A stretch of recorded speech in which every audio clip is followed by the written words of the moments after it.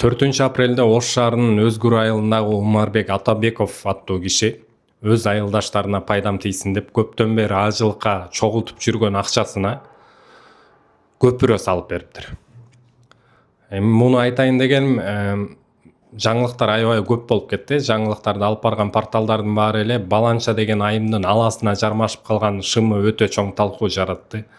Пастанча деген айым жоолугун чечип салса талкуу жаратты. 2 айдоочу мушташып кетип өтө чоң талкуу жаратты деген сыяктуу жаңылыктарды азайтып, ушундай бир жакшы иштерди кылып жаткан адамдар тууралуу жаңылыктарды көбөйтсө, коомчулук жакшы жагына өзгөрөт деп ойлойм да. Анткени жаңылыктар бул өзүнчө бир идеология. Сен канчалык жаман жаңылыктарды алып барсаң, коом ошончолук карайып баштайт. Сен канчалык жакшы жаңылыктарды көп айтсаң, коом ошончолук агарат. Ушуну эске алып коелу.